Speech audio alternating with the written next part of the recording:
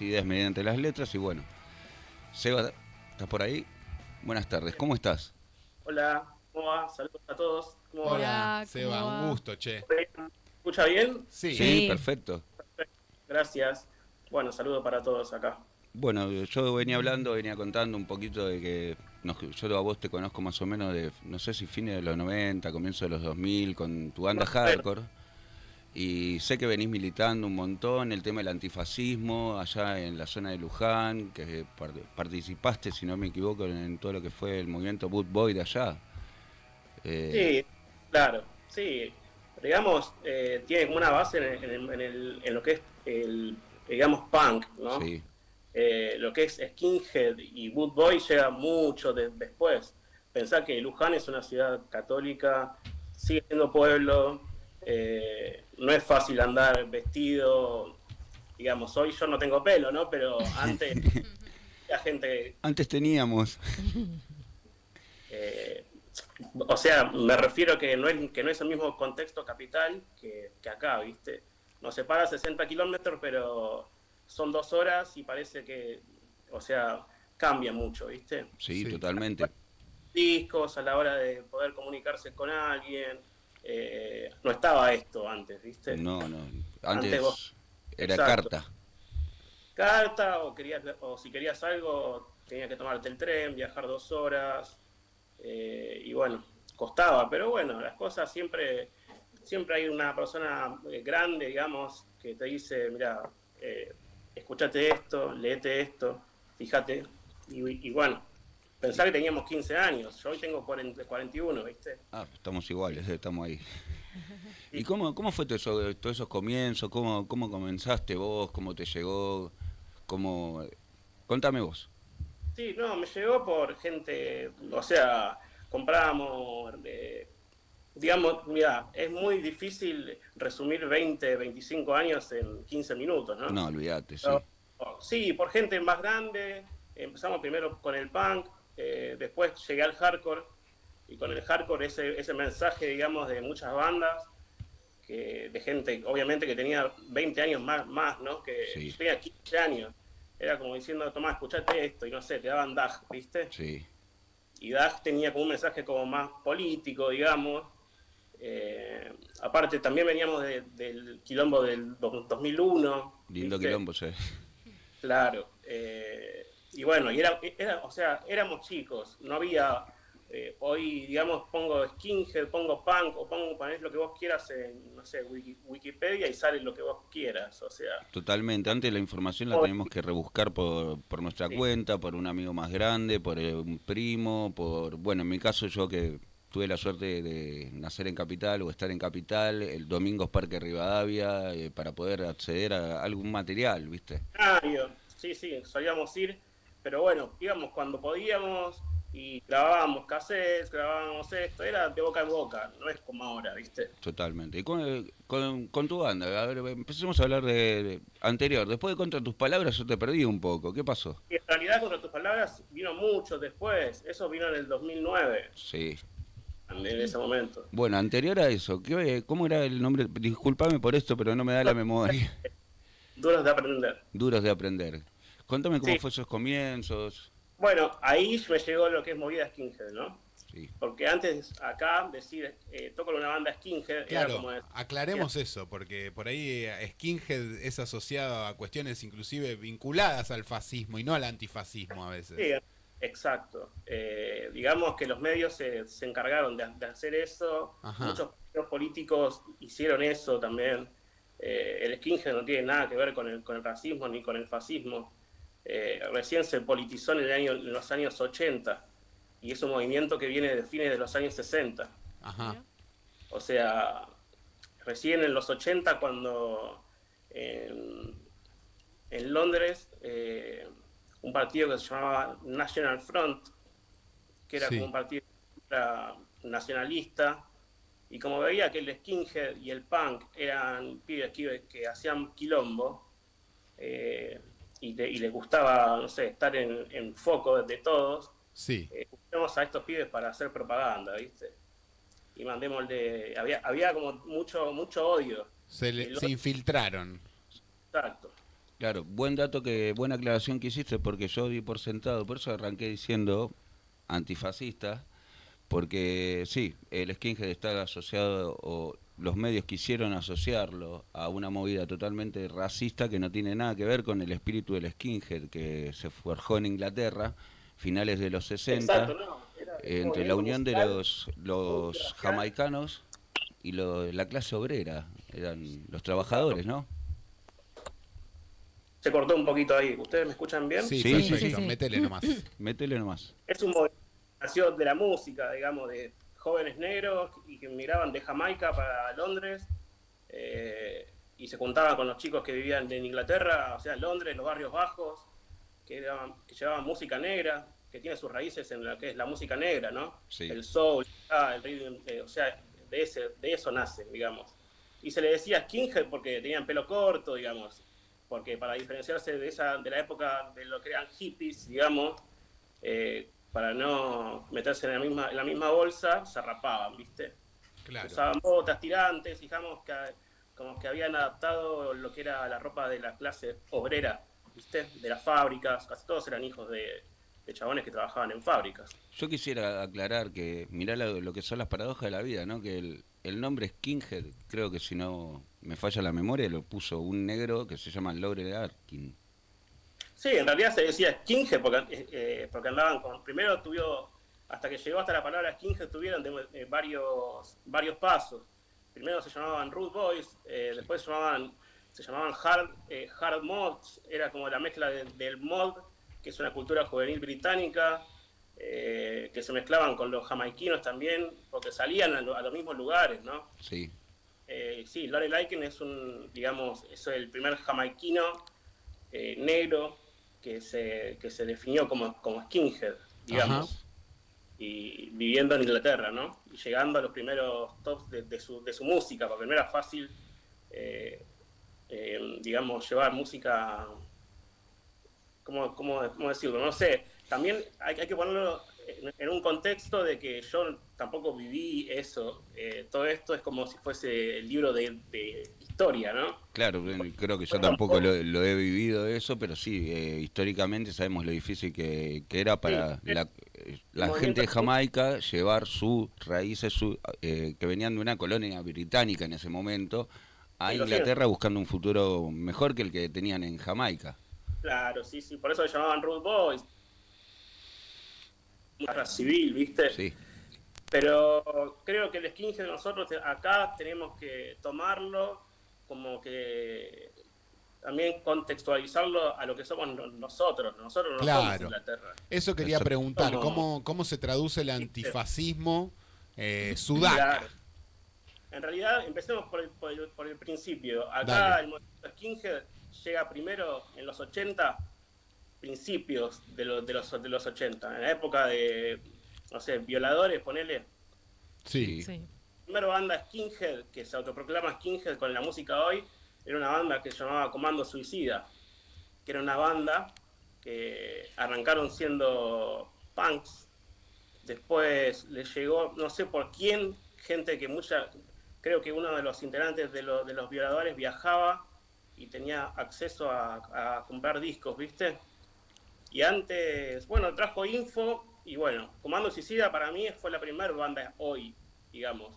Mucha gente no le gusta porque en los 90 se hicieron nazis, digamos. Sí. Tomaron como una postura más derechosa y bueno, pero la historia es esta y para el que Sí, la acá quiere. llegó así, es más, quisiera agregar que fue una gira que fueron los comandos a Brasil, que fueron Claro, llevados por una persona después aclaro quién es, Derek López, que fue quien le bajó la información, el porque en fam- realidad Brasil tiene como un movimiento que se llama Carecas, ¿viste? los Carecas. carecas de Bahía.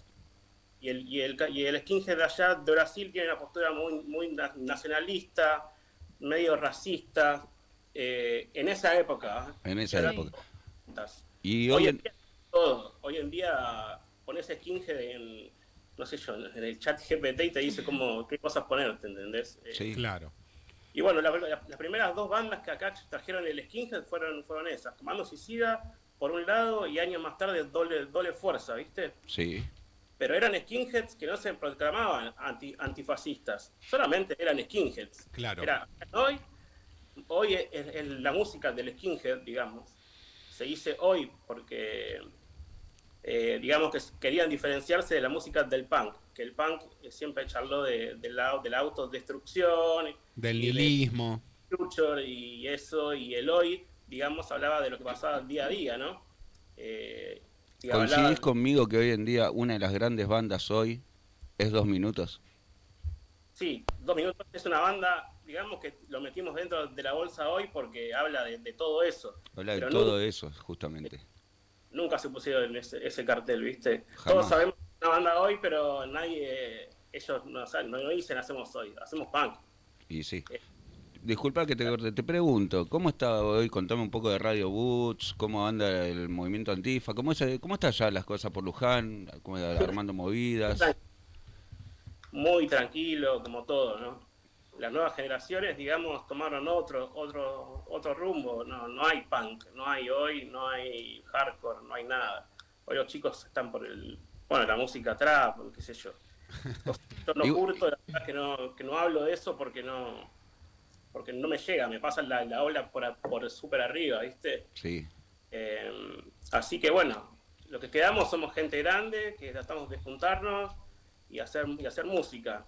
Cuando te digo juntarnos, es yo solo, con 2 pibes que tocan, sí. Y le dije, che, ¿quieren tocar? Y me dijeron, bueno, dale, pero todos tienen familia, todos tienen hijos, y se complica. Y como todas personas mayores, yo tengo mis hijos también, que por motivo por el cual no estoy saliendo demasiado, pero sé que tocaron hace poquito en La Cultura, que es el único club skin antifascista de Latinoamérica. Exacto, sí. Y solemos tocar ahí porque es donde nos dan cabida, ¿viste? Y es el único lugar donde más o menos se puede tocar gratis, te ofrecen todo, no tenés que pagar nada. Eso es muy valorable de parte de ellos. Sí, aparte todo lo que vienen haciendo con boxeo popular y eso, ¿viste? O sea, tienen como una militancia de base, digamos, para combatir al fascismo. Cuando vos dijiste hoy, Sebastián, militante, yo no me considero un militante, porque si me comparo con todos los pibes, con las cosas que hacen, nada, yo tengo mis ideas claras,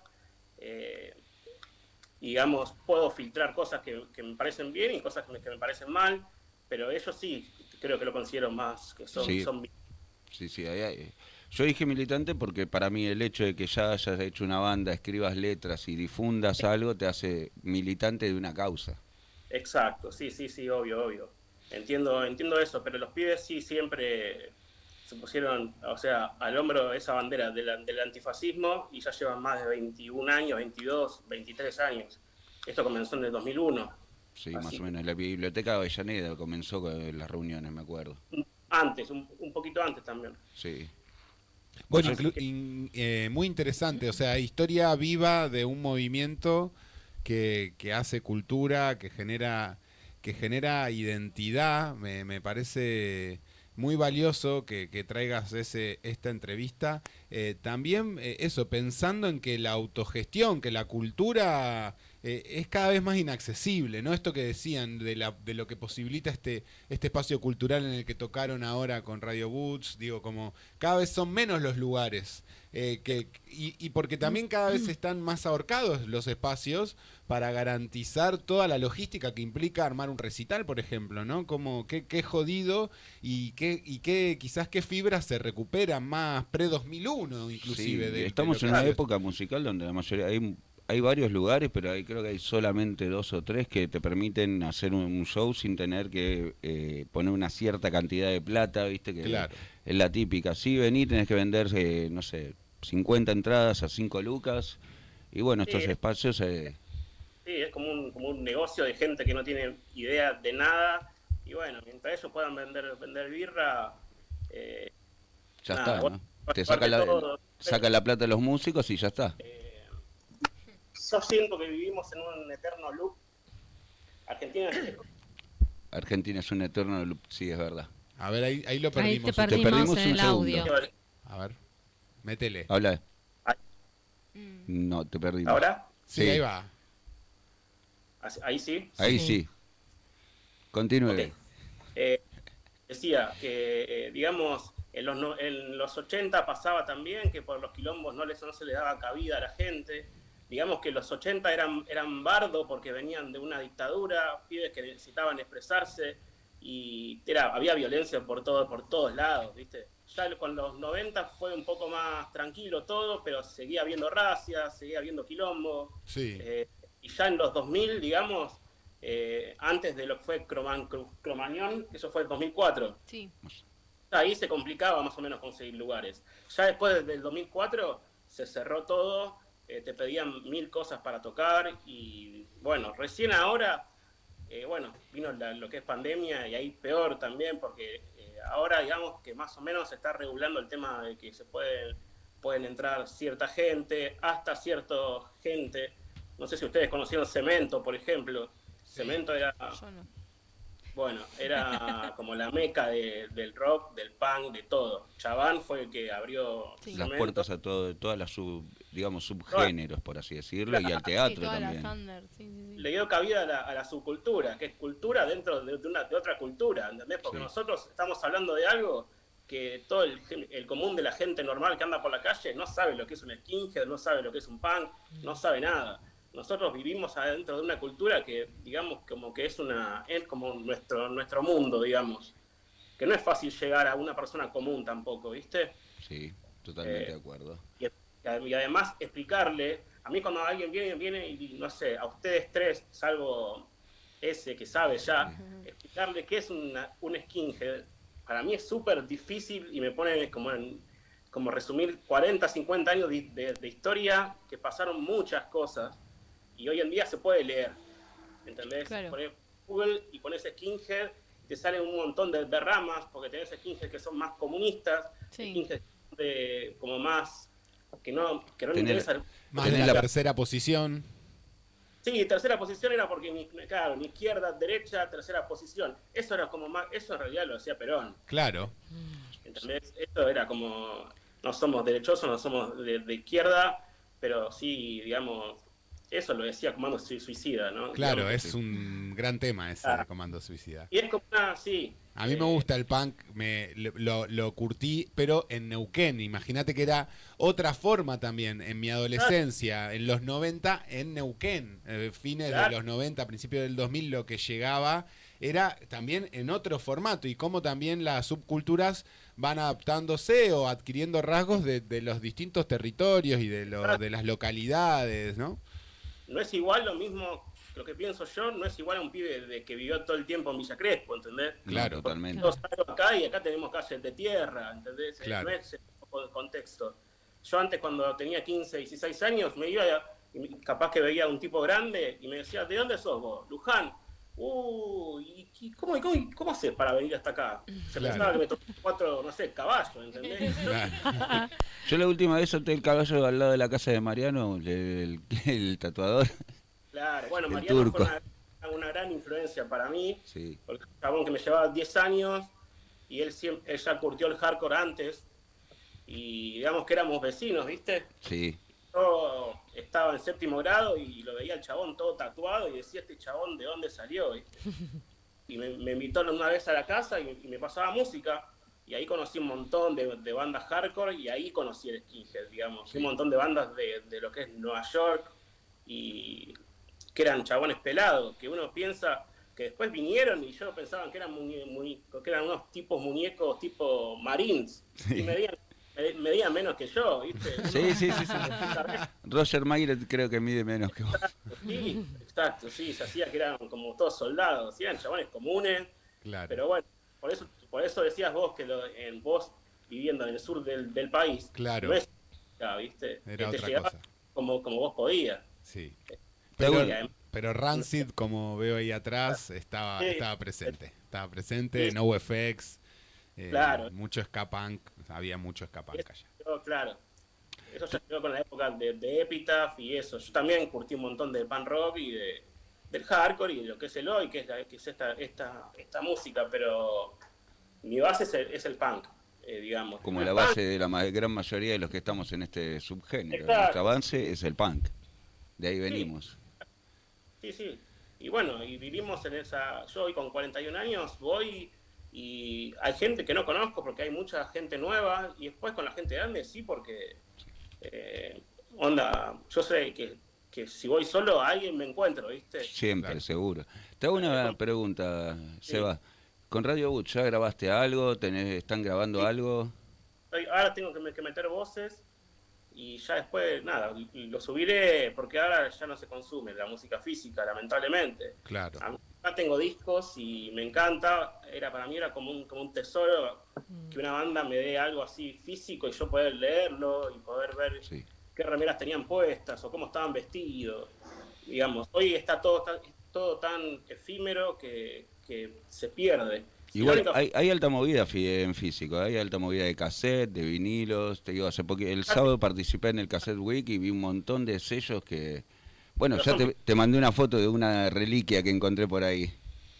pero somos gente grande. Pero somos gente grande. No, ojo, también había muchos chicos. ¿Sabés que me sorprendió mucho eso? Sí. Había pibes había un grupo que eran como 20, 25, entre chicos y chicas de entre 20 y 24. Más no tenían. Entonces Claro. esas cosas me las pierdo porque vivo lejos, ¿entendés? No puedo estar yendo, viniendo todo el tiempo porque primero es que me sale re caro, no tengo tiempo y no tengo ganas realmente hoy. La sinceridad ante todo. Claro. Che, No bueno, puedo- con estos dos señores de la escena del punk, lamentablemente tenemos que ir cerrando, tenemos nada, da para seguirla. Da para hablar mucho más. Fue la primera entrevista de esta columna, es una columna que es muy, muy seguida por la gente de nuestro sector y en general hay un montón de gente conectada, así que siempre está bueno. Después te pasamos el link de la entrevista en particular, por ahí sacamos algo en redes. Las puertas abiertas de este programa y de la radio Germán Abdala, que busca tender puentes siempre con las subculturas, y más si son de la tercera posición.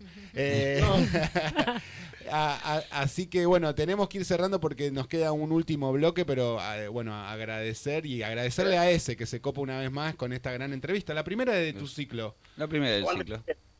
Ezequiel ahí siempre metido y chabón difundiendo, así que Sí. es una... Quiero agregar que hace mucho tiempo, no sé, 15 años atrás, te había hablado con vos y dije, quiero hacerle una nota a tu banda para mi fanzine. Mirá, quedó Sí. colgada en el tiempo. Y acá Creo está. 20 años acá se después, logró. mirá. Bueno. Y bueno, Acá estamos. Abrazo Te enorme, agradezco Seba. mucho, Muchas gracias.